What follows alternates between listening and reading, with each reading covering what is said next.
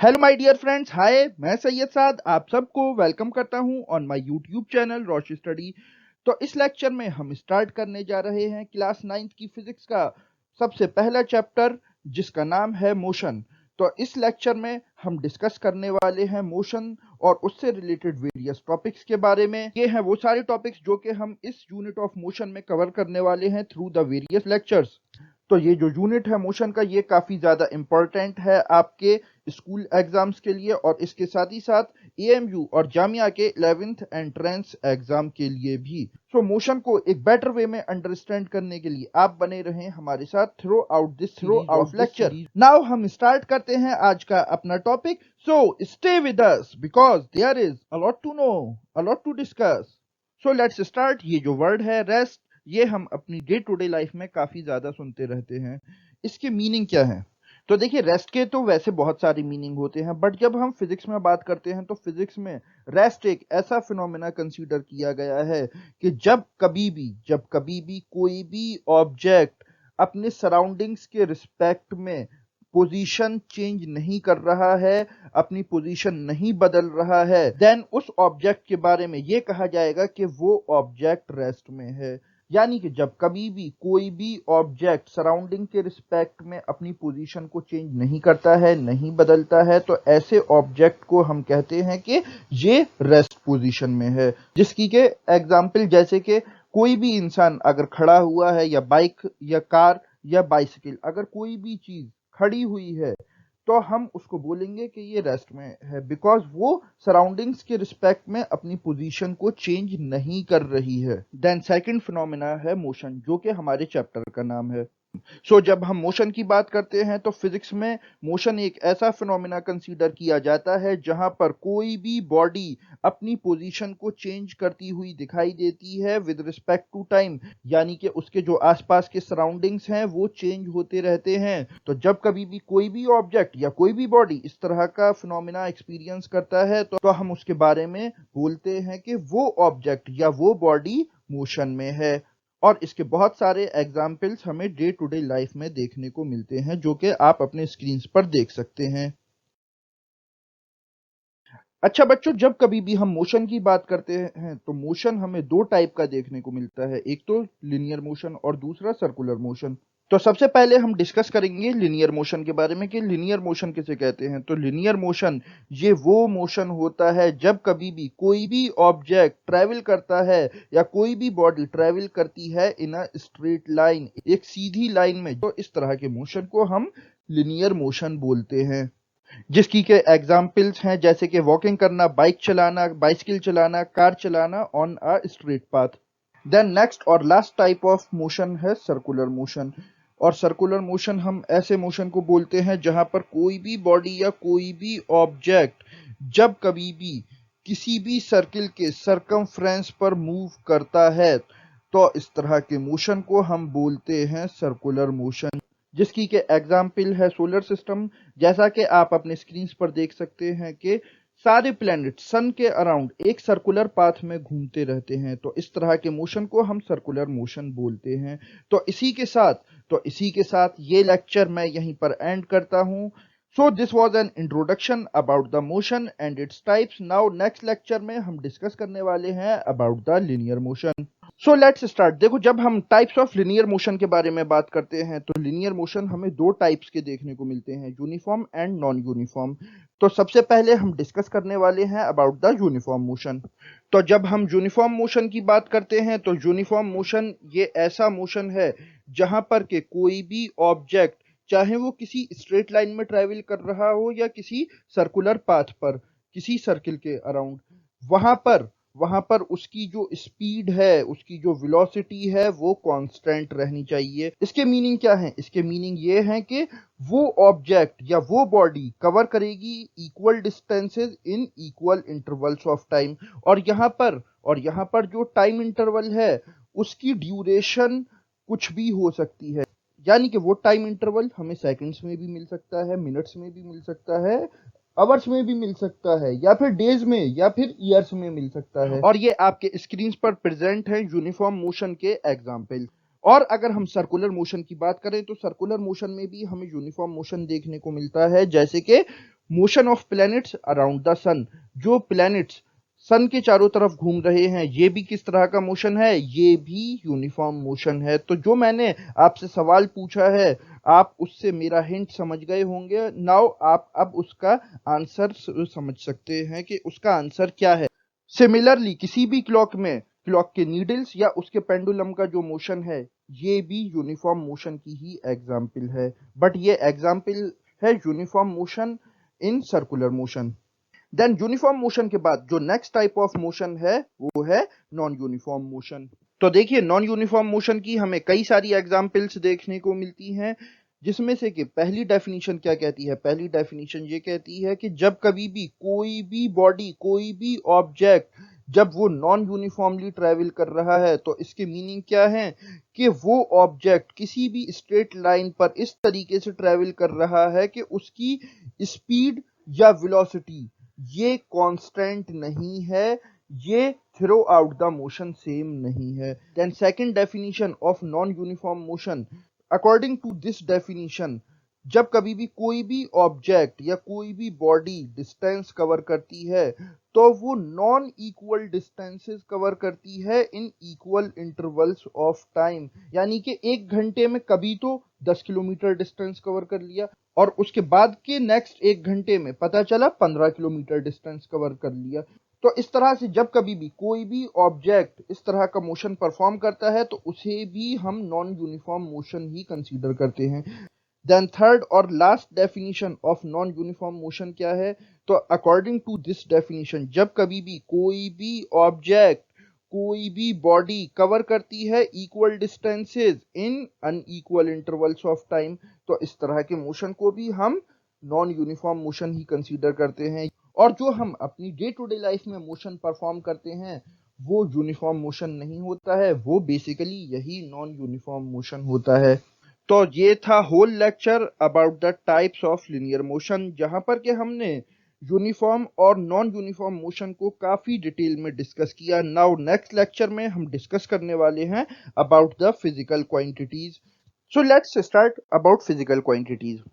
तो देखो जब हम फिजिकल क्वांटिटी के बारे में बात करते हैं तो फिजिकल क्वांटिटी ये वो फिजिकल प्रॉपर्टी होती है जिसको कि क्वांटिफाई किया जा सके, यानी कि जिसको एक्सप्रेस किया जा सके और उसके साथ ही साथ इसको मेजर किया जा सके बाय यूजिंग नंबर्स, जिसकी के एग्जांपल्स जैसे कि mass, amount of substance, length, time, temperature, electric current, light intensity and various others, ये सारी एग्जाम्पल्स किसकी हैं, फिजिकल क्वांटिटी की।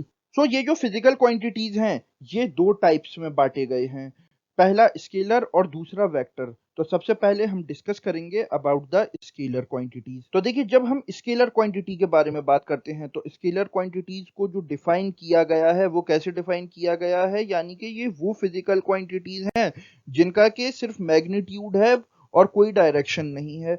यानी कि ये फिजिकल क्वांटिटीज को आप एक्सप्रेस कर सकते हैं with the help of numerical value जिसे हम मैग्नीट्यूड बोलते हैं। और यहाँ पर हमें इस फिजिकल क्वांटिटी को एक्सप्रेस करने के लिए सिर्फ इस न्यूमेरिकल वैल्यू की यानी कि मैग्नीट्यूड की ही जरूरत पड़ती है, किसी डायरेक्शन की नहीं। जिसकी के एग्जाम्पल जैसे कि mass, distance, speed, time, volume, density, temperature. अब ये जितने भी आप अपने स्क्रीन पर एग्जाम्पल्स देख रहे हैं ये सिर्फ आप महज नंबर की मदद से इनको बता सकते हैं, इसके किसी के भी साथ डायरेक्शन का होना जरूरी नहीं कि मास ईस्ट में रखा है, वेस्ट में रखा है, नॉर्थ में रखा है, साउथ में रखा है। सिमिलरली डिस्टेंस, स्पीड या जितनी भी क्वांटिटीज जो भी स्केलर क्वांटिटीज हैं इनको डिटरमाइन करने के लिए सिर्फ और सिर्फ हमें जरूरत पड़ती है किसकी, मैग्नीट्यूड की। Then second type of physical quantities ये हैं वेक्टर क्वांटिटीज। तो ये जो वेक्टर क्वांटिटीज होते हैं ये स्केलर क्वांटिटीज से थोड़े से डिफरेंट होते हैं, बिकॉज स्केलर क्वांटिटीज वो क्वांटिटीज थे जिनको के एक्सप्रेस करने के लिए सिर्फ और सिर्फ हमें मैग्नीट्यूड की जरूरत पड़ती थी। बट जब हम वेक्टर क्वांटिटीज की बात करते हैं तो ये वो फिजिकल क्वांटिटीज होते हैं जिनको के एक्सप्रेस करने के लिए मैग्नीट्यूड के साथ साथ डायरेक्शन की भी जरूरत पड़ती है। यानी कि इनको एक्सप्रेस करने के लिए न्यूमेरिकल वैल्यू और डायरेक्शन दोनों ही चाहिए, जिसकी के एग्जांपल जैसे कि displacement, velocity, acceleration, momentum, force, electric field, current. ये सारी जो एग्जाम्पल्स हैं ये एग्जाम्पल हैं वेक्टर क्वांटिटी की, बिकॉज इन सारी क्वांटिटीज को एक्सप्रेस करने के लिए सिर्फ हमें न्यूमेरिकल वैल्यू की ही यानी कि मैग्नीट्यूड की ही जरूरत नहीं पड़ती, बल्कि इसके साथ साथ डायरेक्शन की भी जरूरत पड़ती है।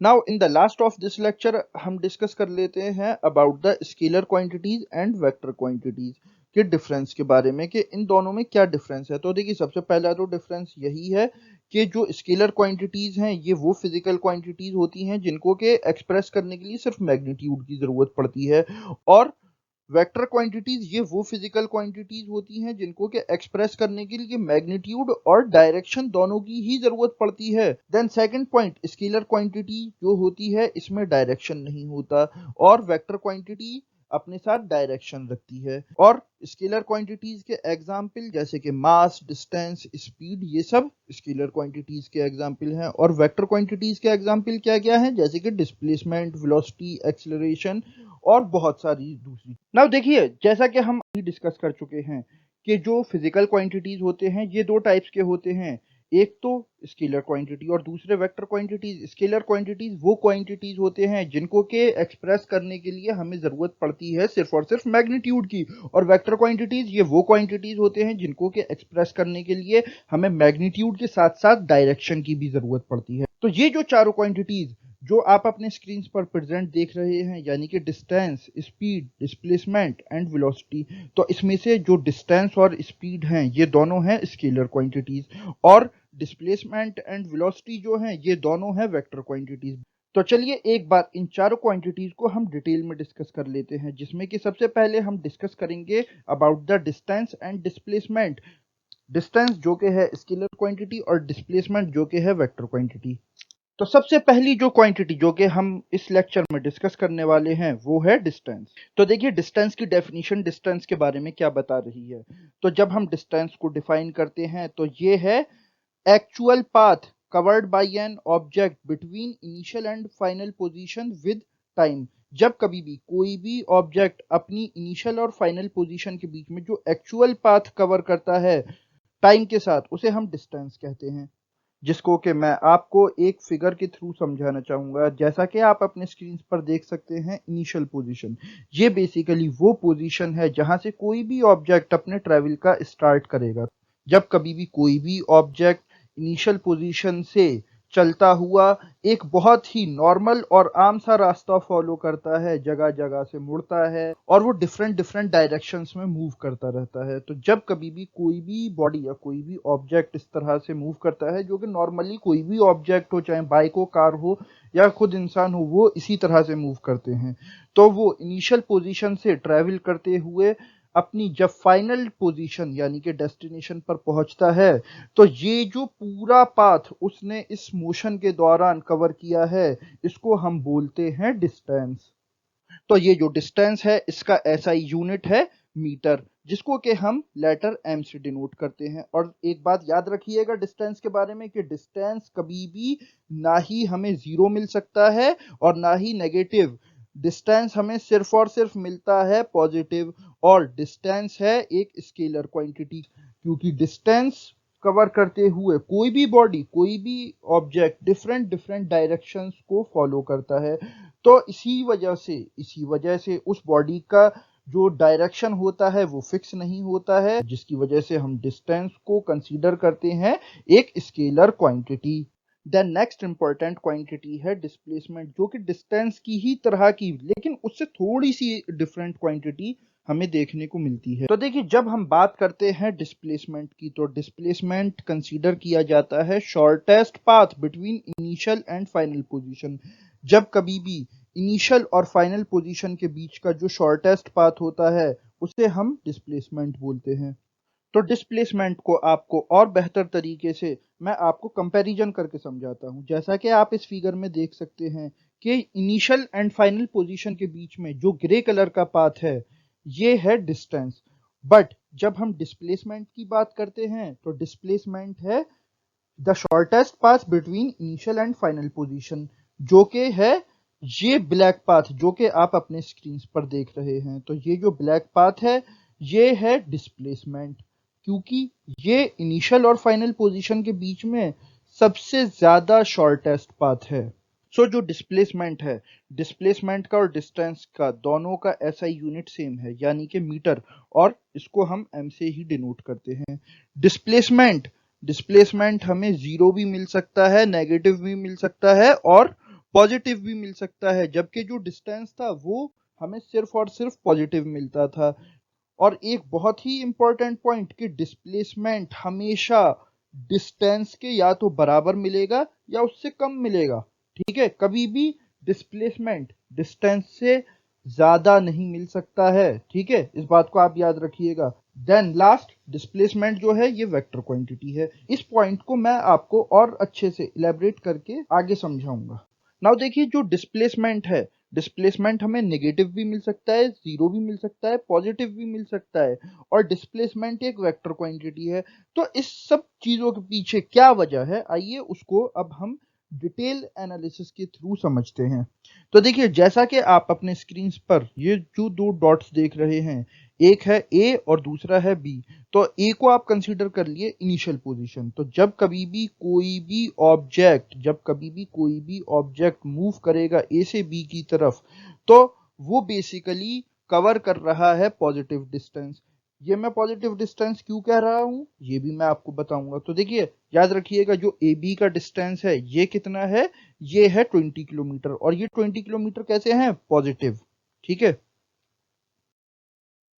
बट जो बी से ए के बीच का डिस्टेंस है वो हमें -20 किलोमीटर मिलेगा। ऐसा क्यों, तो ऐसा इसलिए क्योंकि यहाँ पर जो बी थी वो इनिशियल पोजीशन थी और जो ए थी वो अब फाइनल पोजीशन हो गई। तो इसलिए जब ये इनिशियल पोजीशन से फाइनल पोजीशन की तरफ मूव कर रहा है तो ये अब -20 किलोमीटर हो गया, जो कि पिछले केस में कुछ इस तरह से दिख रहा था हमें।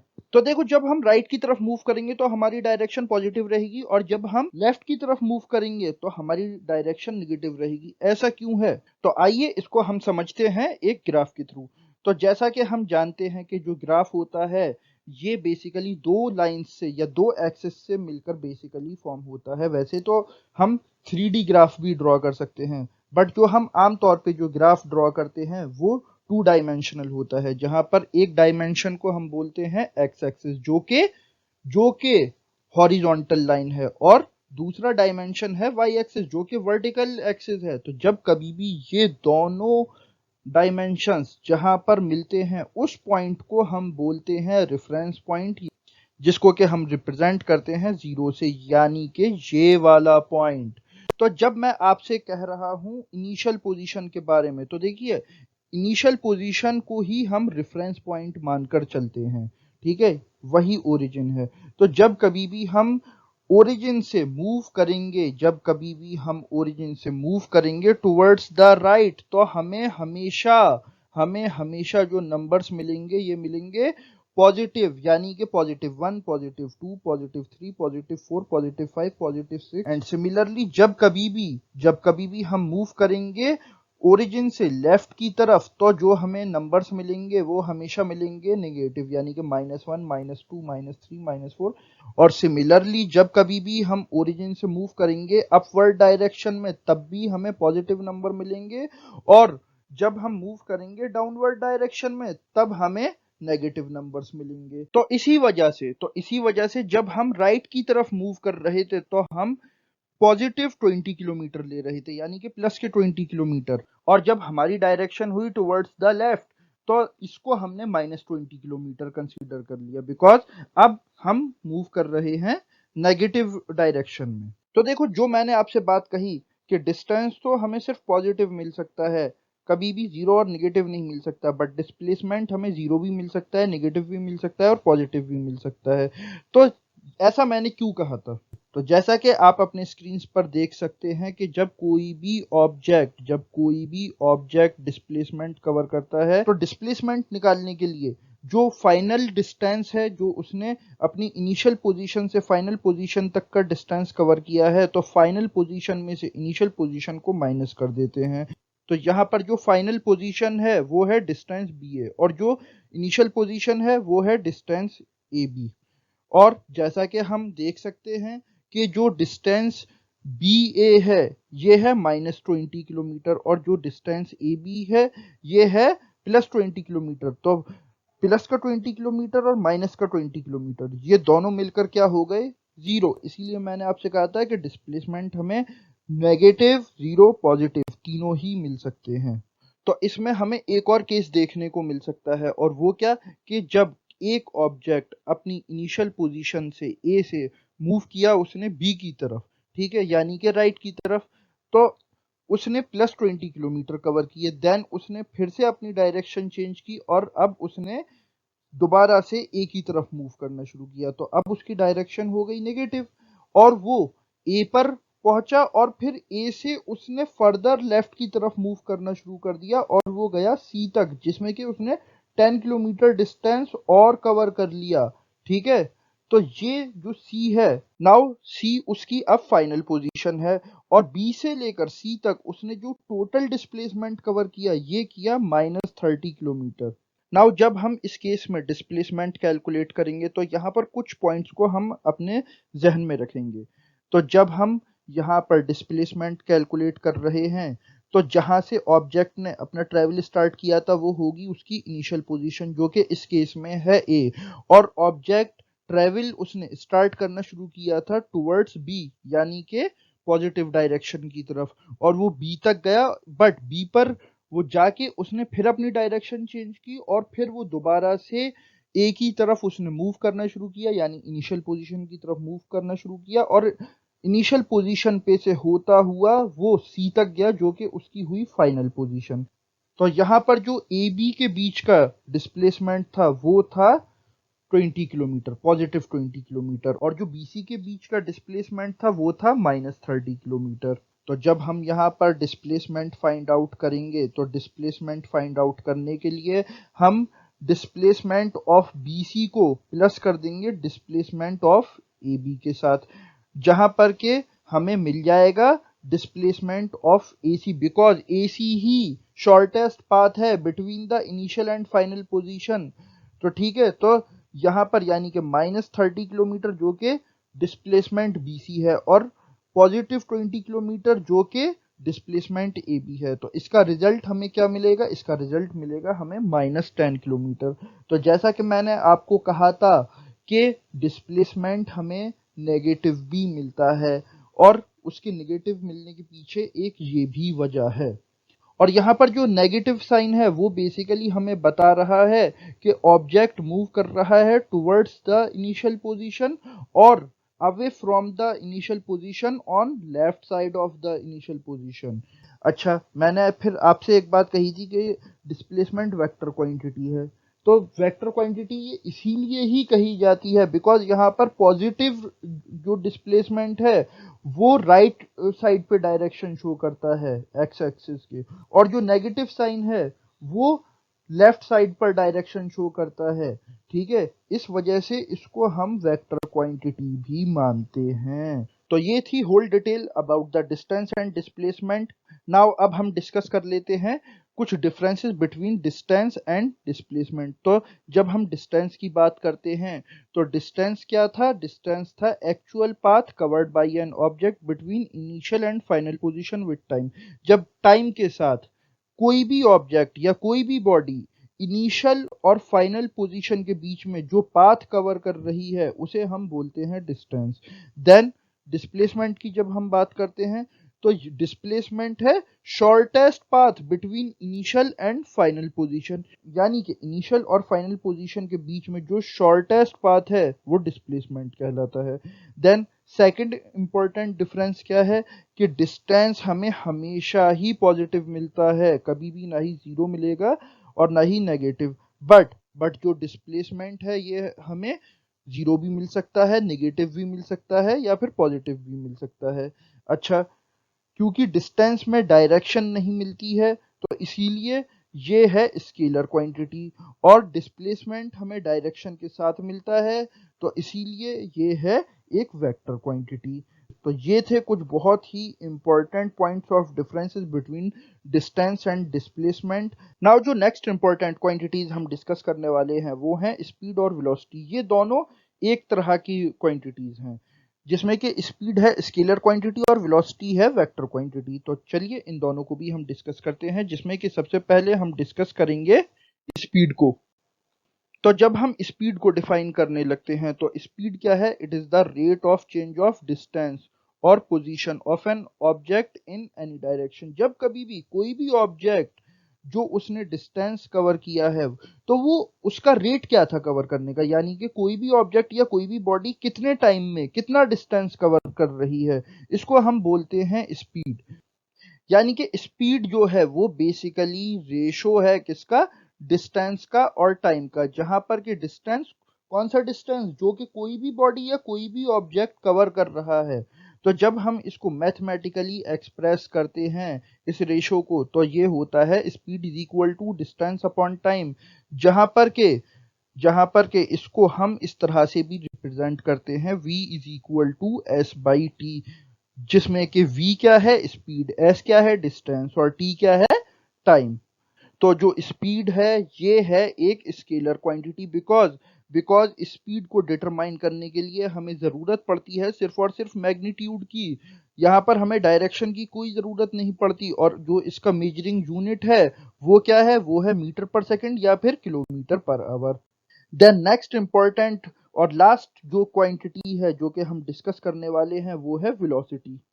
तो देखो, वेलोसिटी और स्पीड ये तकरीबन दोनों ही सेम चीजें हैं, बट स्पीड क्या थी? जब स्पीड को हमने डिफाइन किया था तो वो था it is the rate of change of distance, और जो वेलोसिटी है ये है the rate of change of displacement. जब कभी भी कोई भी ऑब्जेक्ट या कोई भी बॉडी डिस्प्लेसमेंट कवर करती है किसी भी डायरेक्शन में, तो जिस रेट के साथ वो डिस्प्लेसमेंट कवर कर रही है, यानी कि जितने टाइम में वो जितना डिस्प्लेसमेंट कवर कर रही है, तो इसको बोलते हैं हम वेलोसिटी। यानी कि जैसे कि स्पीड रेशो थी किसका? डिस्टेंस का और टाइम का, सिमिलरली वेलोसिटी ये रेशो है डिस्प्लेसमेंट का और टाइम का। समझ गए बात?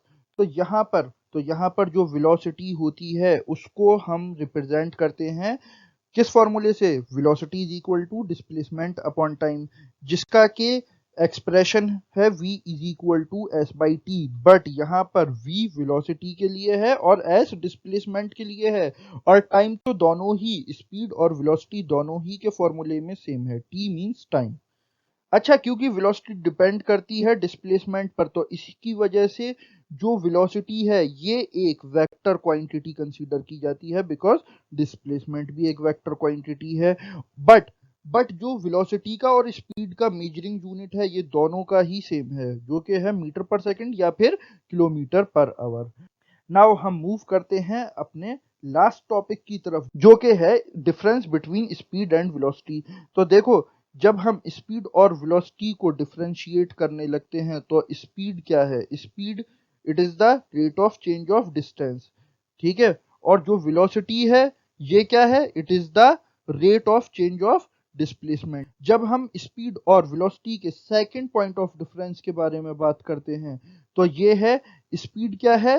Ratio of distance and time, और वेलोसिटी क्या है? वेलोसिटी है डिस्प्लेसमेंट, और वेलोसिटी है ratio of displacement and time. Then speed जो है ये है एक स्केलर क्वांटिटी, यानी कि स्पीड को डिटरमाइन करने के लिए सिर्फ हमें मैग्नीट्यूड की जरूरत पड़ती है, और जो वेलोसिटी है ये है एक वेक्टर क्वांटिटी, इसको डिटरमाइन करने के लिए हमें magnitude as well as direction दोनों की ही जरूरत पड़ती है। तो ये था whole analysis about the important quantities. Now तो ये लेक्चर मैं यहीं पर एंड करता हूं, और नेक्स्ट लेक्चर में हम डिस्कस करेंगे various types of speeds and velocity. So let's start about types of speed and velocity. तो देखो, जब हम स्पीड या फिर वेलोसिटी के बारे में बात करते हैं तो ये बेसिकली हमें चार टाइप्स के मिलते हैं। कौन कौन से? Uniform, variable, instantaneous and average velocity. तो नाउ सबसे पहले हम डिस्कस करने वाले हैं अबाउट द यूनिफॉर्म वेलोसिटी। तो यूनिफॉर्म स्पीड या यूनिफॉर्म वेलोसिटी के बारे में जब हम बात करते हैं तो ये बेसिकली वो स्पीड या वो वेलोसिटी है जिस स्पीड या वेलोसिटी के साथ कोई भी ऑब्जेक्ट जब इक्वल डिस्टेंसेस कवर कर रहा हो in equal intervals of time, ठीक है। अब यहाँ पर ये जो टाइम है इसकी ड्यूरेशन कुछ भी हो सकती है, वो चाहे 1 सेकंड भी मिल सकती है, 1 मिनट भी मिल सकती है, 1 घंटा भी मिल सकती है, 1 दिन भी मिल सकती है, या 1 साल भी मिल सकती है। जब कभी भी कोई भी ऑब्जेक्ट इक्वल डिस्टेंसेस कवर कर रहा हो in equal intervals of time, तो हम उस ऑब्जेक्ट को बोलते हैं कि वो ऑब्जेक्ट मूव कर रहा है विद यूनिफॉर्म स्पीड। जिसकी के एग्जाम्पल जैसे कि क्लॉक या फिर सोलर सिस्टम। देन स्पीड या वेलोसिटी का जो नेक्स्ट टाइप है ये है वेरिएबल वेलोसिटी या फिर वेरिएबल स्पीड। तो जब कभी भी कोई भी ऑब्जेक्ट कवर कर रहा है unequal distances in equal intervals of time, तो यहाँ पर वो ऑब्जेक्ट कहा जाएगा कि वो मूव कर रहा है विद वेरिएबल और नॉन यूनिफॉर्म वेलोसिटी और नॉन यूनिफॉर्म स्पीड। और जो हम अपनी डे टू डे लाइफ में जो स्पीड एक्सपीरियंस करते हैं वो वेरिएबल स्पीड ही होती है। जिसकी के एग्जाम्पल आप देख सकते हैं इस वीडियो में। ये जो कार है ये कभी तो मूव कर रही है स्लो वेलोसिटी के साथ या स्लो स्पीड के साथ और कभी मूव कर रही है बहुत तेज।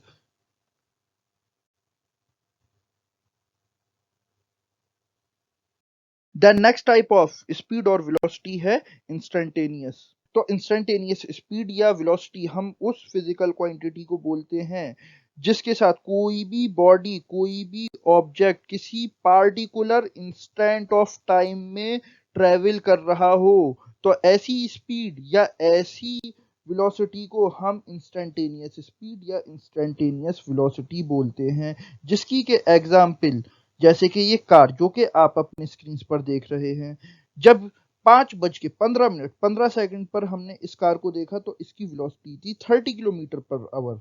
बट जब हमने इस कार को 5:15 20 सेकंड पर देखा तो उस टाइम पर इसकी वेलोसिटी थी 35 किलोमीटर पर आवर। देन उसके 5 सेकंड बाद यानी कि 5:15 25 सेकंड पर इस गाड़ी की वेलोसिटी थी 40 किलोमीटर पर आवर।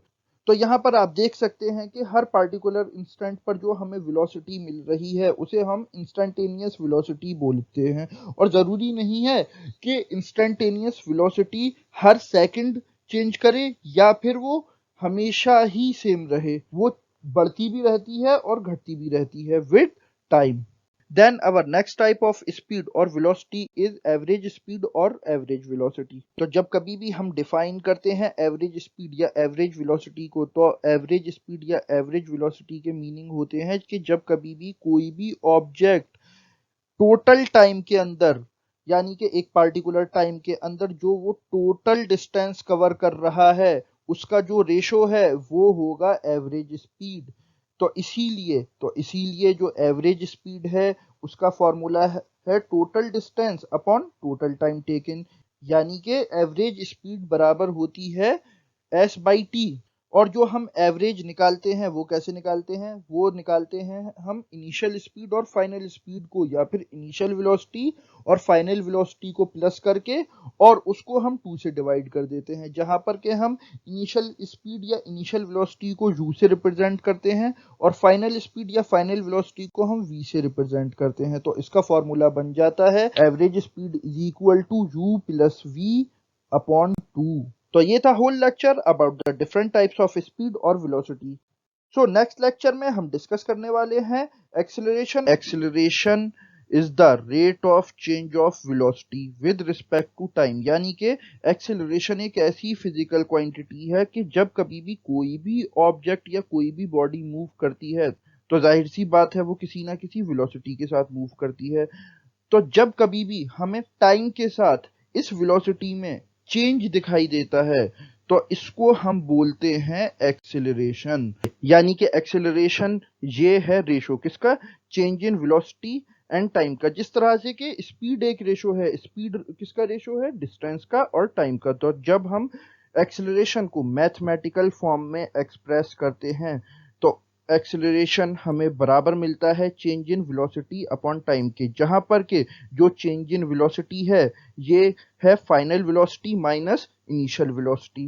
तो जब हम इन सब को सिंबल से रिप्लेस कर देते हैं, जहां पर के एक्सेलरेशन का सिंबल है a, इनिशियल वेलोसिटी का u, फाइनल वेलोसिटी का v और टाइम का t, तो यहाँ से हमको ये फॉर्मूला मिल जाता है a is equal to v minus u upon t। जो कि एक्सेलरेशन का मैथमेटिकल फॉर्म होता है। देन एक्सेलरेशन जो है ये एक वेक्टर क्वांटिटी है, बिकॉज एक्सेलरेशन को एक्सप्रेस करने के लिए सिर्फ हमें मैग्नीट्यूड की ही नहीं बल्कि डायरेक्शन की भी जरूरत पड़ती है। बिकॉज अभी हमने प्रीवियस स्लाइड पर देखा था कि जो एक्सेलरेशन का फॉर्मूला होता है वो होता है change in velocity upon time. तो वेलोसिटी जो है ये एक वेक्टर क्वांटिटी है, जिसकी वजह से एक्सेलरेशन भी एक वेक्टर क्वांटिटी बन जाती है। और ये जो एक्सेलरेशन है ये हमें आइडिया देता है अबाउट द नेट फोर्स। और जो एक्सेलरेशन होता है इसका यूनिट ऑफ मेजरमेंट है मीटर पर सेकंड स्क्वायर या फिर kilometre per our square. Now अगर हम बात करें एक्सेलरेशन के टाइप्स की, तो एक्सेलरेशन हमें दो टाइप्स के मिलते हैं, पॉजिटिव एक्सेलरेशन और नेगेटिव एक्सेलरेशन, जिसमें से कि हम यहाँ पर सबसे पहले डिस्कस करेंगे पॉजिटिव एक्सेलरेशन के बारे में। जब हम पॉजिटिव एक्सेलरेशन के बारे में बात करते हैं तो एक्सेलरेशन के बारे में तो मैं आपको बता चुका हूं कि एक्सेलरेशन हम ऐसी फिजिकल क्वांटिटी को बोलते हैं जहां पर के हमें स्पीड में चेंज होता हुआ दिखाई देता है। तो जब ये जो चेंज है स्पीड के अंदर ये हमें इंक्रीज होता हुआ दिखाई देता है विद टाइम, यानी कि स्पीड अगर बढ़ रही है तो इस तरह के एक्सेलरेशन को हम पॉजिटिव एक्सेलरेशन बोलते हैं। जिसकी के एग्जाम्पल जैसे कि आप ये कार देख सकते हैं जो कि 40 किलोमीटर पर आवर की स्पीड पे ट्रेवल कर रही है। जब इस कार की स्पीड इंक्रीज करना स्टार्ट करेगी 50 kilometre per hour, then 60 kilometre per hour, then हमें ये यहाँ पर साफ साफ दिख रहा है कि इस कार की स्पीड टाइम के साथ इंक्रीज करती जा रही है। तो ये कार जो है ये पॉजिटिवली एक्सिलरेट हो रही है और जो इस कार का एक्सिलरेशन है ये है positive acceleration. Now second type of acceleration है नेगेटिव एक्सिलरेशन। नेगेटिव एक्सिलरेशन के केस में किसी भी बॉडी या किसी भी ऑब्जेक्ट की स्पीड टाइम के साथ डिक्रीज कर जाती है, इसी वजह से उसको नेगेटिव एक्सिलरेशन कहते हैं और इसका दूसरा नाम डी एक्सिलरेशन भी है। तो जैसे कि आप यहाँ पर देख सकते हैं कि ये जो कार है ये 50 किलोमीटर पर आवर की स्पीड से मूव कर रही है, बट नाउ अब इसकी स्पीड वक्त के साथ साथ घटती जा रही है। तो इस तरह की चेंज इन वेलोसिटी को हम बोलते हैं नेगेटिव एक्सेलरेशन। तो आई होप आपको एक्सेलरेशन और उसके टाइप्स बहुत अच्छे से समझ में आ चुके होंगे। तो ये लेक्चर मैं यहीं पर एंड करता हूं। So this is the whole analysis. Now next lecture में हम डिस्कस करेंगे about the graphical representation of motion. तो देखो, जब हम ग्राफ के बारे में बात करते हैं तो ग्राफ बेसिकली एक डायग्राम है जो कि रिलेशनशिप शो करता है बिटवीन द क्वांटिटीज।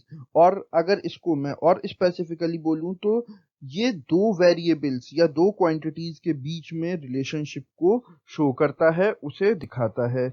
जहां पर के जो दो क्वांटिटीज हैं उनको दो पेयर ऑफ एक्सिस के थ्रू रिप्रेजेंट किया जाता है और ये दोनों pairs of axis right angles पर एक दूसरे से मीट करते हैं। तो ये तो है ग्राफ की पहली डेफिनेशन। देन ग्राफ की दूसरी डेफिनेशन क्या कहती है? It is the pictorial representation of relationship between two variables और क्वांटिटीज। जब किसी भी दो वेरिएबल या दो क्वांटिटीज के बीच का जो रिलेशनशिप है उसको हम एक पिक्टोरियल फॉर्म के थ्रू रिप्रेजेंट करते हैं तो उसे ग्राफ बोला जाता है। और ग्राफ हमें देखने में कुछ इस तरीके का दिखता है। यहाँ पर आप दो एक्सिस देख सकते हैं। एक तो जो हॉरिजॉन्टल एक्सिस है इसे हम एक्स एक्सिस बोलते हैं और जो वर्टिकल एक्सिस है इसको हम वाई एक्सिस बोलते हैं। तो जिन दो क्वांटिटीज के बीच में हमें जो भी रिलेशनशिप शो करना होता है वो हम इन्हीं दो एक्सिस पर शो करके उसके बीच में हम ग्राफ शो कर देते हैं। तो देखिए, जब हम ग्राफ की डिटेल में जाते हैं और जब हम मोशन के ग्राफ की डिटेल में जाते हैं तो हमें ग्राफ्स कई टाइप के मिलते हैं। तो यहाँ पर सबसे पहले हम डिस्कस करने वाले हैं डिस्टेंस टाइम ग्राफ को।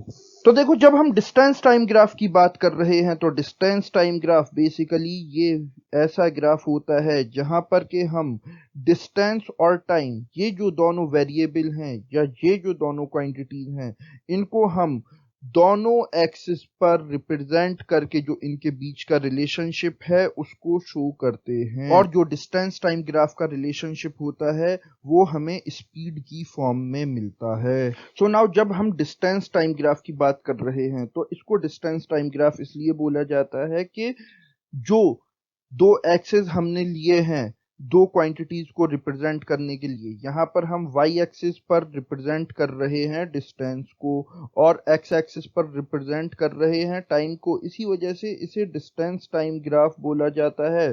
तो जैसा कि मैंने अभी आपको पीछे भी बताया था कि जो डिस्टेंस टाइम ग्राफ का रिलेशनशिप होता है उसे हम बोलते हैं स्पीड, ठीक है।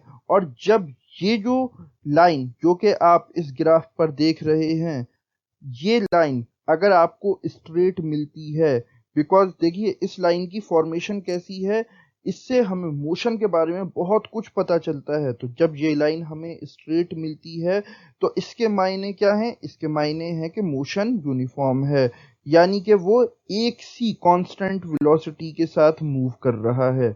अच्छा, ये जो डिस्टेंस टाइम ग्राफ की रिलेशनशिप की लाइन है, जब ये हमें ज्यादा इंक्लाइंड मिलने लगे टुवर्ड्स द एक्स एक्सिस, तो इसकी मीनिंग क्या है? तो इसकी मीनिंग सिंपल से ये है कि जो स्पीड है वो लो है, बिकॉज बिकॉज यहाँ पर जो आपका ऑब्जेक्ट है, जो बॉडी है, वो ज्यादा टाइम में कम डिस्टेंस कवर कर रहा है।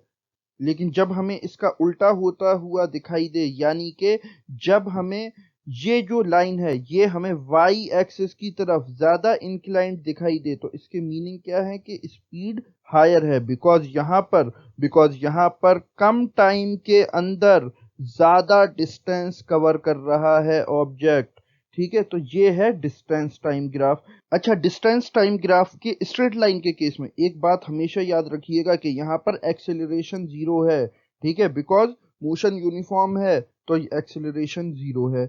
नाउ जो हमारा नेक्स्ट ग्राफ है वो अब नॉन स्ट्रेट लाइन पर है। देन स्ट्रेट लाइन ग्राफ के बाद हमें मिलता है इलिप्टिकल लाइन का ग्राफ, जो कि कुछ हमें देखने में इस तरह का दिखता है।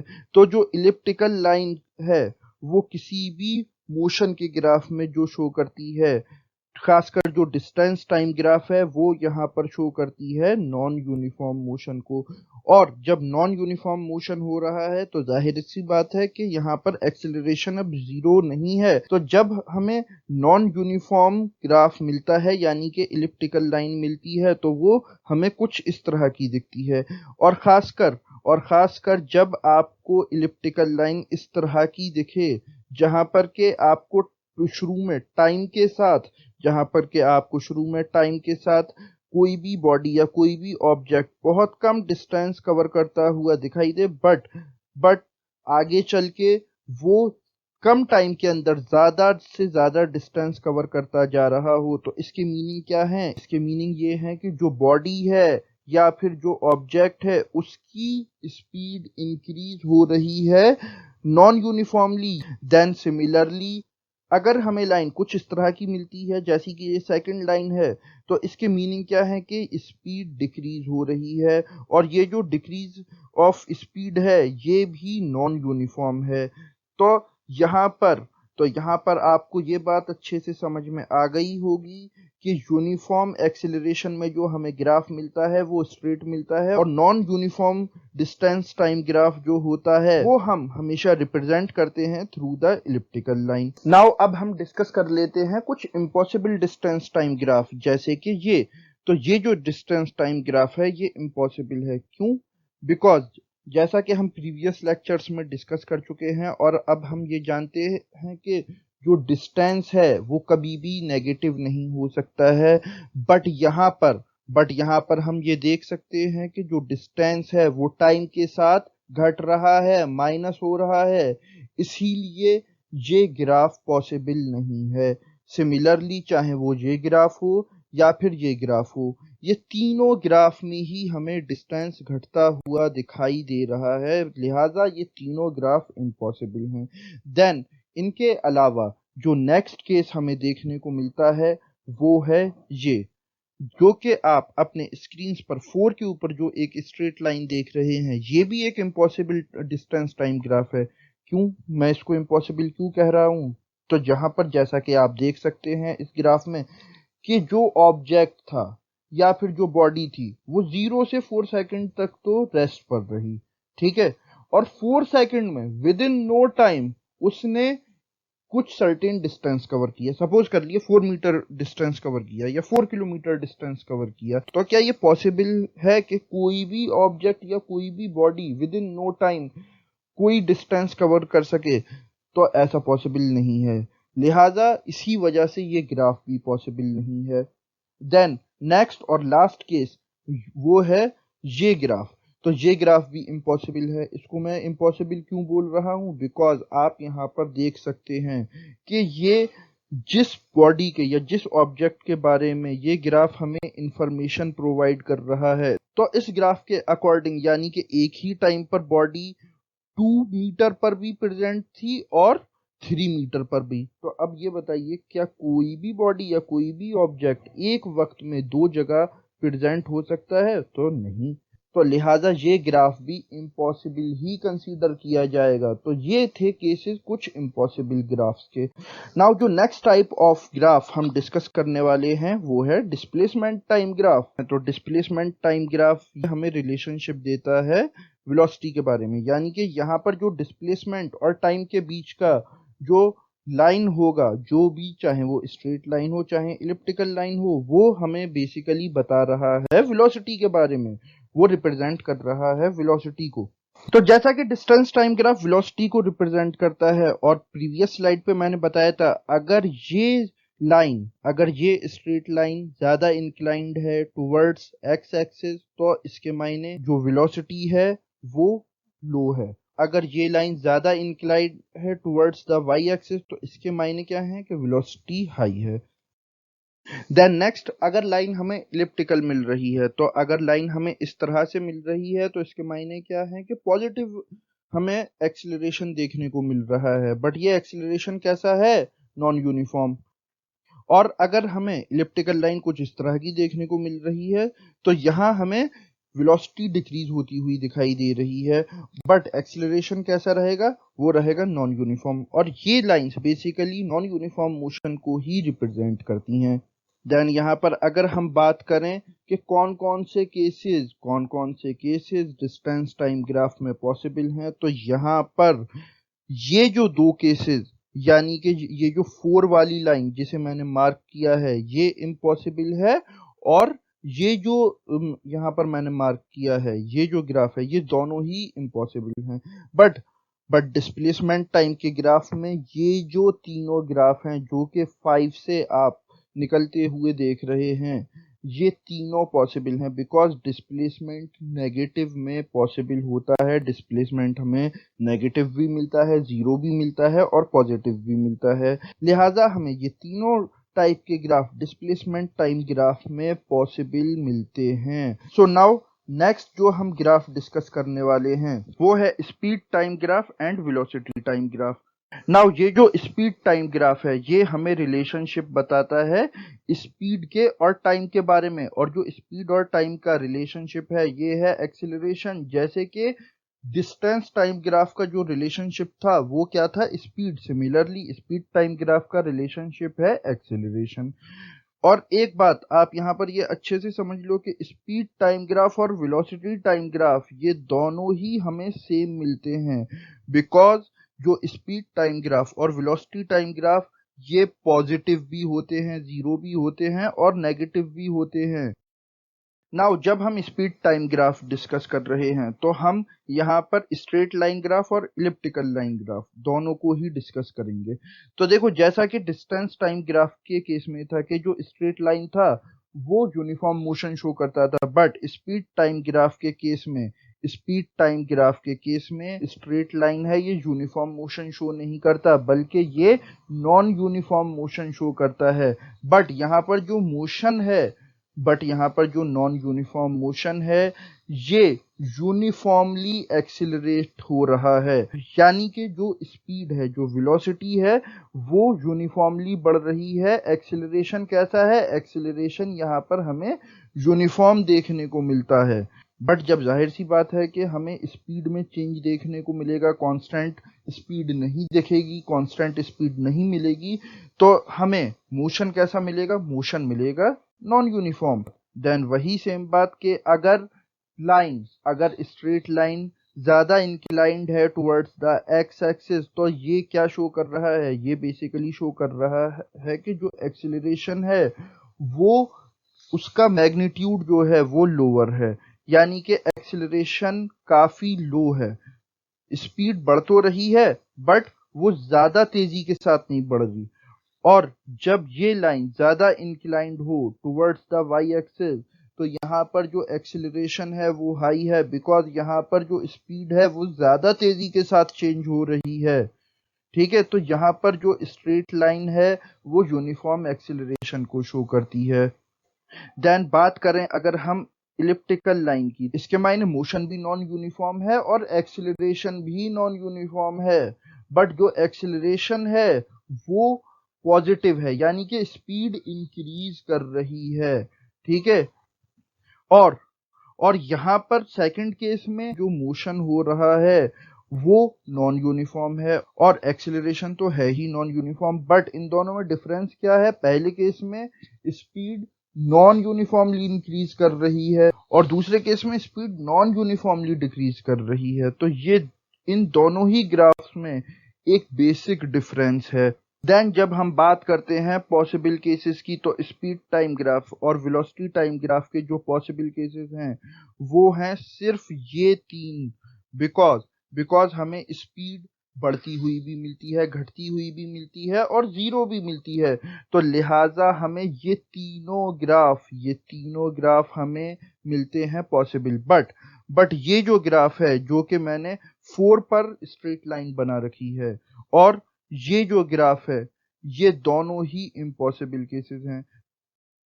देन नेक्स्ट और लास्ट ग्राफ जो है वो है acceleration time graph. Acceleration time graph की बात करते हैं तो एक्सीलरेशन टाइम ग्राफ हमें रिलेशनशिप देता है एक्सीलरेशन और टाइम के बीच में, और जो एक्सीलरेशन और टाइम का रिलेशनशिप है ये है फोर्स। तो जब हम एक्सीलरेशन टाइम ग्राफ को ग्राफ पर एनालाइज करते हैं तो वही बात कि अगर स्ट्रेट लाइन है तो यानी कि ये शो कर रहा है कि जो फोर्स है वो यूनिफॉर्मली लग रहा है, और अगर ये एक्स एक्सिस की तरफ ज्यादा इंक्लाइंड है तो फोर्स का मैग्नीट्यूड लो है, और अगर ये वाई एक्सिस की तरफ ज्यादा इंक्लाइंड है तो फोर्स का मैग्नीट्यूड हाई है।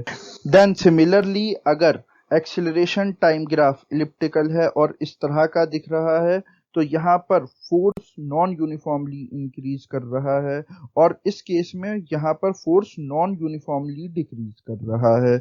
नाउ बात कर लेते हैं एक्सेलरेशन टाइम ग्राफ के पॉसिबल केसेस की, तो वही कि जो ये तीनों केसेस हैं जो कि आप ये 5 से जो शुरू होने वाले तीनों केसेस देख रहे हैं ये पॉसिबल हैं, और ये दोनों केसेस जो 4 पे लाइन बनी हुई है ये भी इम्पॉसिबल है और ये भी इम्पॉसिबल है। वही रीजन जो कि मैंने आपको स्पीड टाइम ग्राफ और वेलोसिटी टाइम ग्राफ में दिया था वही इसका यहाँ पर भी रीजन है।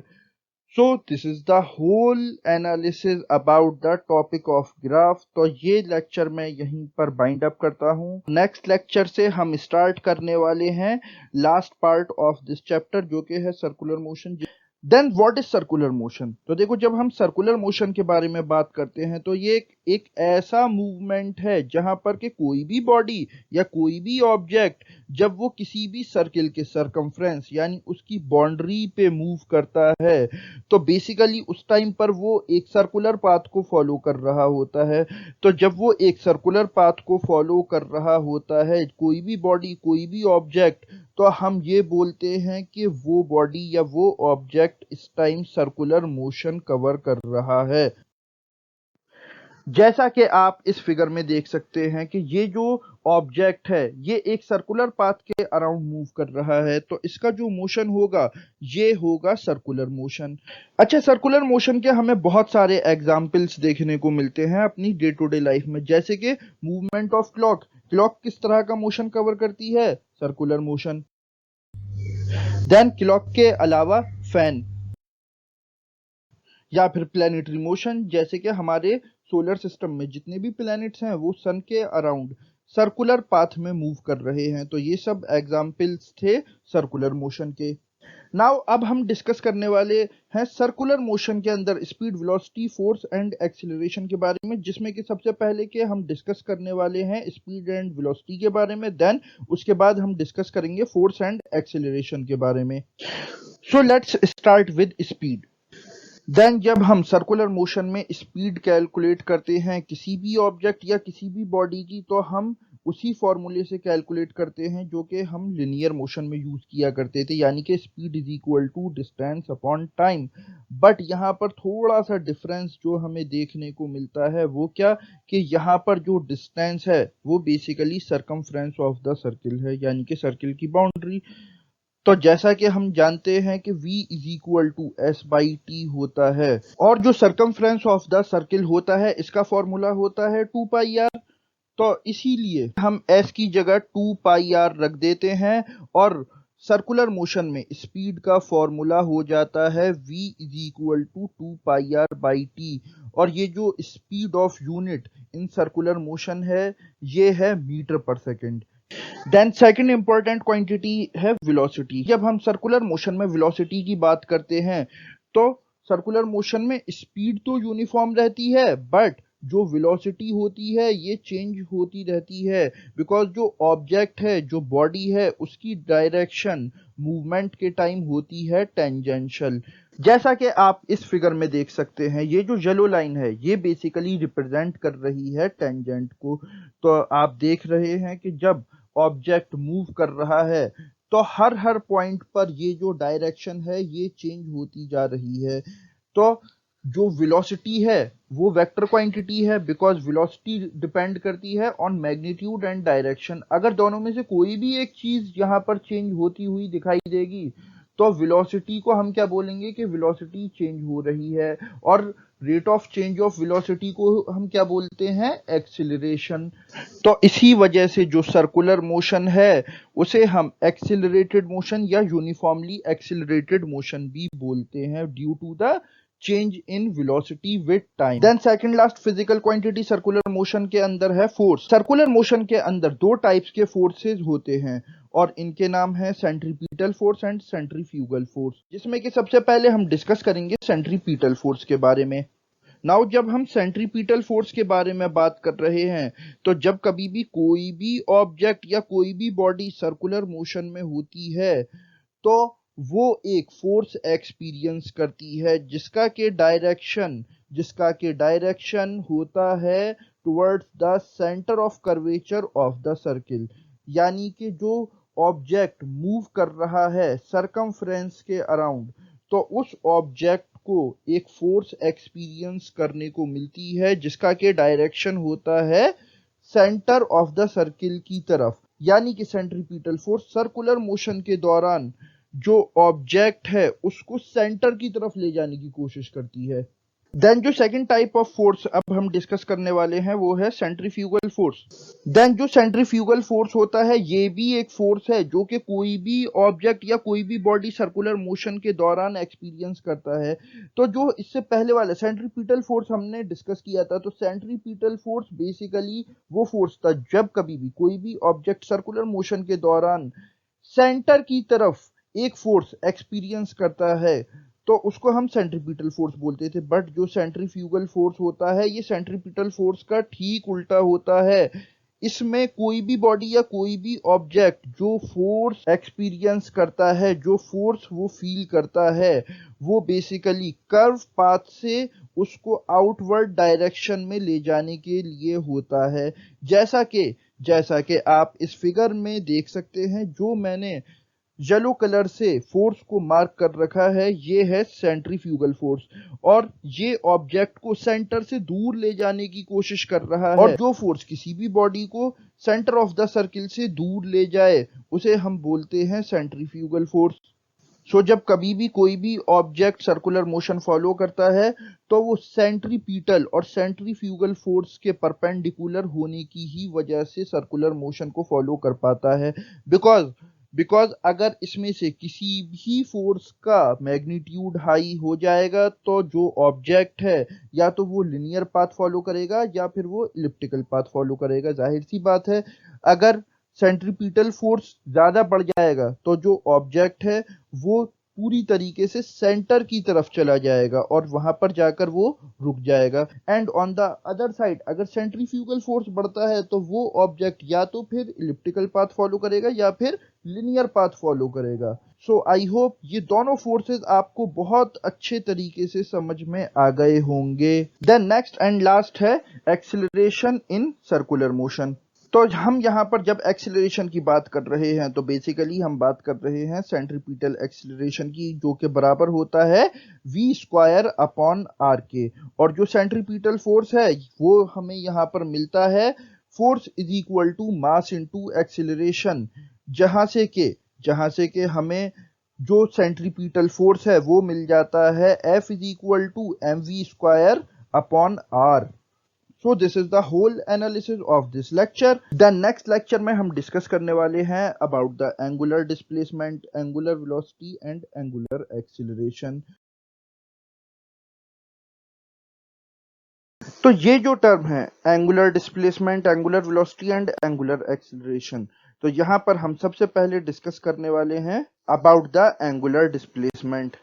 सो नाउ जब हम डिफाइन करते हैं एंगुलर डिस्प्लेसमेंट को, तो इसको डिफाइन किया जाता है as the angle in radians through which a point और line has been rotated in a specified sense about a specified axis. यानी कि जब कभी भी एक सर्कुलर पाथ में कोई भी बॉडी या कोई भी ऑब्जेक्ट एक एक्सिस के अराउंड रोटेट करने लगता है, जैसा कि आप यहाँ पर देख सकते हैं, तो इस तरह के मोशन के दौरान जो वो डिस्प्लेसमेंट कवर करेगा उसे हम एंगुलर डिस्प्लेसमेंट बोलते हैं, ठीक है। और ये जो एक्सिस होता है ये बेसिकली एक इमेजिनरी लाइन होती है जो कि सेंटर पर से पास करती है किसी भी सर्कुलर पाथ के, जिसकी के एग्जाम्पल जैसे कि सोलर सिस्टम, जहां पर के सोलर सिस्टम के सेंटर में जो है वो है सन। तो सन बेसिकली प्रेजेंट है at the axis of solar system, और सारे प्लैनेट्स वो रिवॉल्व करते रहते हैं अराउंड द सन, जिसमें कि हमारी अर्थ भी है। तो ये प्लैनेट्स बेसिकली कवर कर रहे हैं angular displacement during their motion. इसी तरह से जो क्लॉक के हैंड्स होते हैं या जो उसके नीडल्स होते हैं जो वो डिस्प्लेसमेंट कवर करते हैं, वो भी एंगुलर डिस्प्लेसमेंट कहा जाता है, जैसा कि आप इस फिगर में देख सकते हैं। देन ये जो एंगुलर डिस्प्लेसमेंट का कंसेप्ट है ये सिर्फ और सिर्फ हमें सर्कुलर मोशन के अंदर मिलता है। तो ये एंगुलर डिस्प्लेसमेंट अगर हम और डिटेल में जानना चाहें तो ये होता क्या है, तो जैसा कि आप यहाँ पर देख सकते हैं कि ये जो बॉडी, ये जो ऑब्जेक्ट जो कि एक सर्कुलर पाथ में मूव कर रहा है, तो यहाँ पर जो इसका एंगुलर डिस्प्लेसमेंट है वो हम कैसे देखते हैं और उसको कैसे निकालते हैं। तो उसके लिए आप कंसीडर करिए कि ये इस ऑब्जेक्ट की, इस बॉडी की इनिशियल पोजीशन है, ठीक है, और ये अपनी इनिशियल पोजीशन से मूव करके इस नई पोजीशन पर आ गया। देन ये जो दोनों ही पोजीशंस हैं, इनिशियल पोजीशन और न्यू पोजीशन, तो एंगुलर डिस्प्लेसमेंट निकालने के लिए हम सेंटर से इन पोजीशंस की तरफ लाइन ड्रॉ कर देते हैं, जैसा कि आप इस फिगर में देख सकते हैं। नाउ ये जो अब हमने एक एरिया नया क्रिएट कर दिया जो कि ब्लू लाइन और ऑरेंज लाइन के बीच में है, देन ये जो ऑरेंज कलर का एरिया है ये है एंगुलर डिस्प्लेसमेंट। वो कैसे, ये मैं आपको बता देता हूं। हमने सर्किल के इस पार्ट को, इस सेगमेंट को अलग कर दिया। नाउ तो ये जो सर्किल का सेगमेंट अब बना है, तो ये जितनी भी डिग्री का होगा उसको हम थीटा से रिप्रेजेंट कर देंगे, और यही एंगल हमारा एंगुलर डिस्प्लेसमेंट कंसीडर किया जाता है, जो कि इस केस में है 90 डिग्री। देन ये हमें 180 डिग्री, 270 डिग्री और 360 डिग्री मिलता है for just single rotation. Then यहाँ पर एक बात जो याद रखने वाली है वो ये कि जो एंगुलर डिस्प्लेसमेंट होता है ये कभी भी डिग्रीज में नहीं निकाला जाता है, इसको रेडियन में निकाला जाता है। और ये मैं आपको बताता चलूं कि एक रेडियन बराबर होता है 57.3 डिग्री के, ठीक है। तो जब कभी भी कोई भी बॉडी एक सर्कुलर मोशन में, एक सर्कुलर पाथ के अराउंड मूव कर रही हो, तो वहां पर जो वो डिस्प्लेसमेंट कवर करेगी उसे हम बोलते हैं एंगुलर डिस्प्लेसमेंट, जो कि बेसिकली है एक एंगल जिसको कि हम रेडियंस में नापते हैं, और 1 रेडियन इक्वल होता है 57.3 डिग्री के। देन एंगुलर डिस्प्लेसमेंट के बाद नेक्स्ट कॉन्सेप्ट है एंगुलर वेलोसिटी। देन अगर हम बात करें एंगुलर वेलोसिटी की, और उसमें भी सबसे पहले अगर हम बात करें टर्म वेलोसिटी की, तो स्ट्रेट लाइन मोशन के केस में मैं आपको इसकी डेफिनेशन बता चुका हूं, और यहाँ पर एंगुलर वेलोसिटी की जब हम डेफिनेशन डिस्कस कर रहे हैं तो ये मैं आपको बता दूं, जो स्ट्रेट लाइन मोशन के केस में वेलोसिटी की डेफिनेशन थी, यहाँ पर भी वही डेफिनेशन यूज की जाती है but with a slight difference. तो जो स्ट्रेट लाइन मोशन के केस में वेलोसिटी की डेफिनेशन हमने डिस्कस की थी वो क्या थी? It is the rate of change of displacement, ठीक है। बट जब हम एंगुलर वेलोसिटी की डेफिनेशन यहाँ पर डिस्कस करने लगे हैं तो ये होती है it is the rate of change of angular displacement. और अभी एंगुलर डिस्प्लेसमेंट मैं पीछे काफी डिटेल में डिस्कस कर चुका हूं। तो जब कभी भी एंगुलर डिस्प्लेसमेंट को कवर करते टाइम कोई भी बॉडी या कोई भी ऑब्जेक्ट किसी भी एंगुलर डिस्प्लेसमेंट को कवर करने में जो टाइम ले रही है उसके रेशो को हम बोलते हैं angular velocity. Then angular velocity का क्या फॉर्मूला होगा? तो इसका मैथमेटिकल एक्सप्रेशन जानने के लिए मैं आपको ये बताता चलूं कि जो एंगुलर वेलोसिटी की डेफिनेशन है उसी से इसका मैथमेटिकल एक्सप्रेशन, इसका फॉर्मूला डेराइव किया जाएगा। तो एंगुलर वेलोसिटी की डेफिनेशन थी it is the rate of change of angular displacement. तो जो rate of change of angular displacement मैंने आपको बताया कि ये बेसिकली रेशो है एंगुलर डिस्प्लेसमेंट और टाइम का। तो एंगुलर वेलोसिटी बराबर होती है एंगुलर डिस्प्लेसमेंट अपॉन टाइम, जहां पर के हम एंगुलर वेलोसिटी को डिनोट करते हैं ओमेगा से, जो कि एक ग्रीक सिंबल है। एंगुलर डिस्प्लेसमेंट को थीटा से, ये मैं आपको पहले ही बता चुका हूं, और टाइम को टी से। तो ये जो एंगुलर वेलोसिटी है ये बेसिकली एक वेक्टर क्वांटिटी होती है, और इसका जो यूनिट होता है वो होता है रेडियन पर सेकंड, बिकॉज एंगुलर डिस्प्लेसमेंट का जो यूनिट है वो रेडियन और टाइम का तो सेकंड होता ही है। इसी वजह से एंगुलर स्पीड या एंगुलर वेलोसिटी का जो यूनिट है वो है रेडियन पर सेकंड। नाउ नेक्स्ट और लास्ट जो कॉन्सेप्ट है वो है एंगुलर एक्सीलरेशन। जब हम एंगुलर एक्सीलरेशन की बात करते हैं तो एक्सीलरेशन हम जानते हैं it is the rate of change of velocity, यानी कि जब कभी भी वेलोसिटी जो चेंज होती है तो उसको चेंज होने में जो टाइम लगता है इसके रेशो को हम एक्सीलरेशन बोलते हैं। तो जब यहाँ पर जो एंगुलर वेलोसिटी है, यहाँ पर जब जो एंगुलर वेलोसिटी है वो जब चेंज होती है, ठीक है, तो वहां पर उसके रेट ऑफ चेंज को हम बोलते हैं एंगुलर एक्सीलरेशन। नाउ अब सवाल यहाँ पर ये कि एंगुलर एक्सीलरेशन का मैथमेटिकल एक्सप्रेशन या इसका फॉर्मूला क्या है? तो according to the definition of angular acceleration ratio है चेंज इन एंगुलर वेलोसिटी और टाइम का, जहां पर के हम एंगुलर एक्सीलरेशन को रिप्रेजेंट करते हैं अल्फा से और एंगुलर वेलोसिटी को हम रिप्रेजेंट करते हैं ओमेगा से। ये जो ट्राइंगल का साइन आप देख रहे हैं ये क्या रिप्रेजेंट कर रहा है? तो ये बेसिकली रिप्रेजेंट कर रहा है चेंज को, ठीक है। तो यहाँ पर जो चेंज इन एंगुलर वेलोसिटी है उसको हम डेल्टा ओमेगा से रिप्रेजेंट करते हैं। इस ट्राइंगल को हम बोलते हैं डेल्टा, और टाइम को एज यूजुअल हम टी से ही रिप्रेजेंट करते हैं। तो जब हम एंगुलर एक्सीलरेशन का फॉर्मूला निकालते हैं तो ये होता है alpha is equal to delta omega upon T, जो कि एक वेक्टर क्वांटिटी है और इसका जो यूनिट है वो है रेडियन पर सेकेंड स्क्वायर, जैसे कि लिनियर एक्सीलरेशन का जो यूनिट है वो है मीटर पर सेकेंड स्क्वायर। तो ये था whole analysis of the angular displacement, angular velocity and angular acceleration. तो ये लेक्चर मैं यहीं पर एंड करता हूं। नाउ नेक्स्ट लेक्चर में हम डिस्कस करने वाले हैं सर्कुलर मोशन से रिलेटेड एक और टॉपिक, जो कि इस चैप्टर की सीरीज का आखिरी लेक्चर होगा और उसका नाम है different cases of circular motion. Now हम यहाँ पर डिस्कस करने वाले हैं cases of circular motion in distance and displacement, कि जब कभी भी कोई भी बॉडी या कोई भी ऑब्जेक्ट वो सर्कुलर मोशन में होता है तो उसका डिस्टेंस और डिस्प्लेसमेंट कैसे कैलकुलेट किया जाता है in various cases. Then circular motion के केस में जो सबसे पहला केस है वो है फुल रेवोल्यूशन का। तो देखो, फुल रेवोल्यूशन हम ऐसे रेवोल्यूशन को बोलते हैं जहां पर के किसी भी बॉडी या किसी भी ऑब्जेक्ट की इनिशियल पोजीशन और फाइनल पोजीशन सेम होती है। जैसा कि आपने अभी यहां पर देखा कि जो ऑब्जेक्ट था वो अपनी इनिशियल पोजीशन से मूव करके वापस अपनी इनिशियल पोजीशन पर ही पहुंच गया। तो इसने एक पूरा चक्कर काटा इस सर्किल का, तो इसको हम बोलेंगे फुल रेवोल्यूशन। तो जब कभी भी कोई भी ऑब्जेक्ट किसी भी सर्किल के अराउंड एक फुल रेवोल्यूशन कंप्लीट करता है, तो उस केस में जो हम डिस्टेंस कैलकुलेट करते हैं, तो यहाँ पर डिस्टेंस हमें बराबर मिलता है सरकमफ्रेंस ऑफ द सर्किल के। और सरकमफ्रेंस ऑफ द सर्किल क्या है? सरकमफ्रेंस ऑफ द सर्किल है बाउंड्री ऑफ द सर्किल, जिसको के फाइंड आउट करते हैं हम 2 पाई आर फॉर्मूले के through.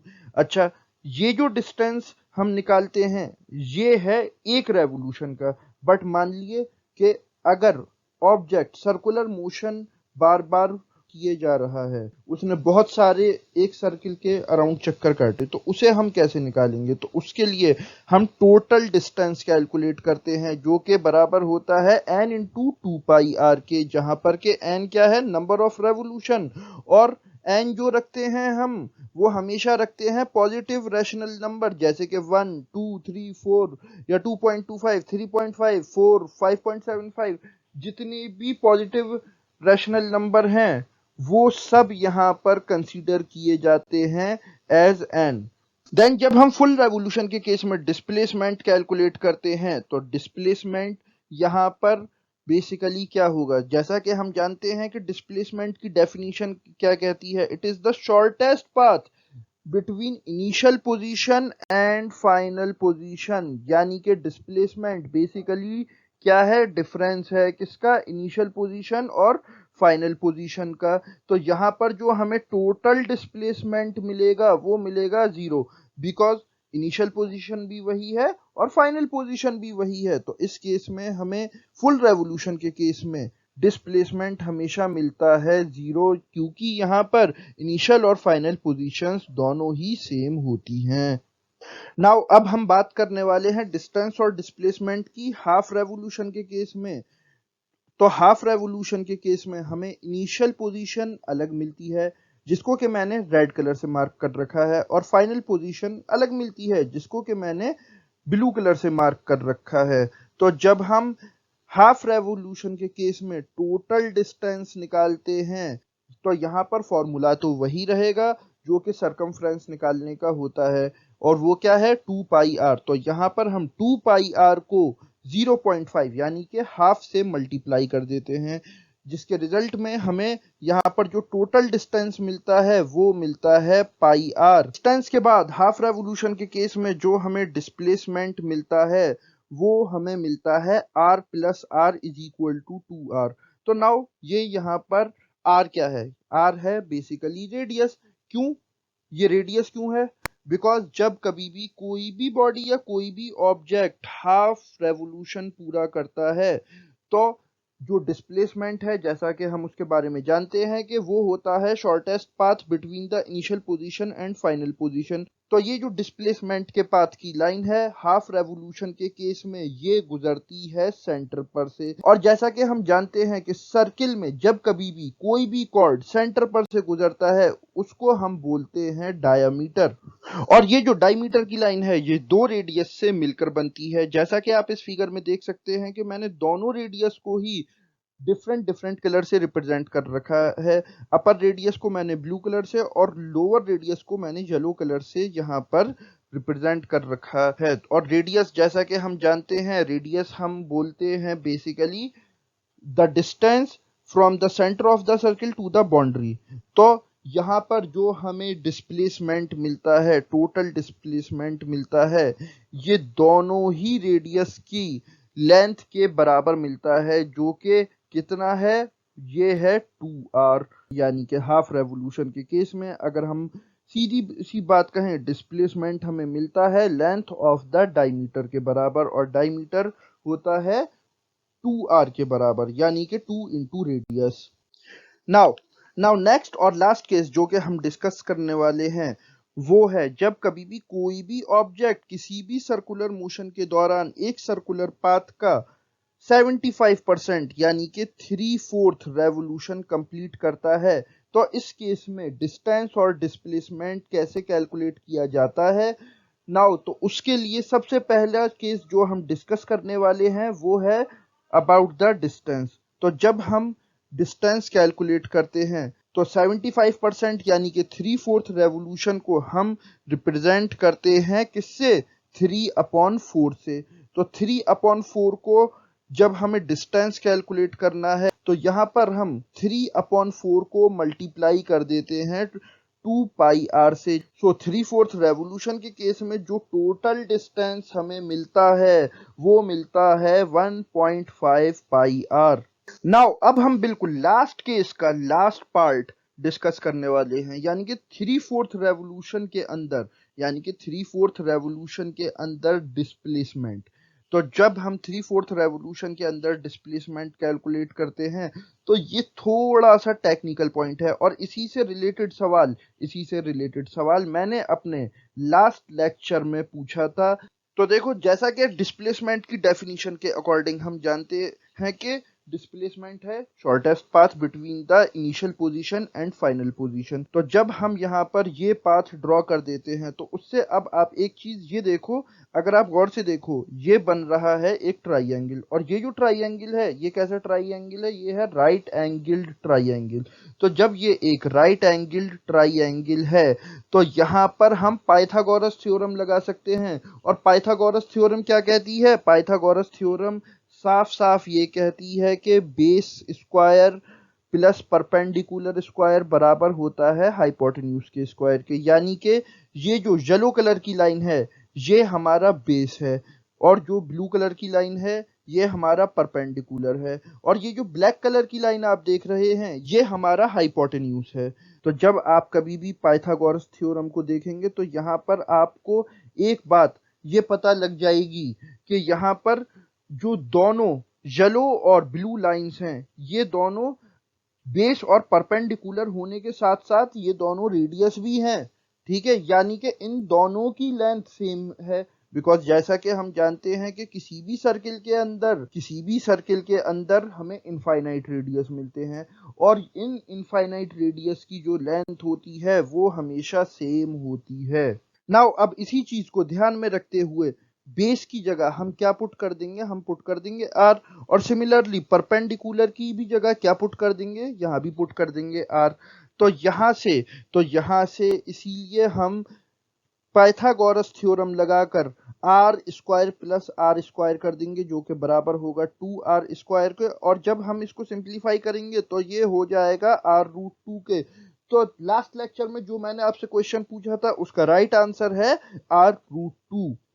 So this is the whole analysis about this lecture, और इसके साथ ही साथ क्लास 9 की फिजिक्स का फर्स्ट चैप्टर यहीं पर कंप्लीट होता है। सो this is the end of the lecture. अगर ये लेक्चर आपको अच्छा लगे तो इस वीडियो को लाइक करें, शेयर करें, कमेंट करें, और इसी तरह के इंफॉर्मेटिव कंटेंट के लिए सब्सक्राइब करें to our YouTube channel. Now I am Syed Saad signing off. Okay, bye.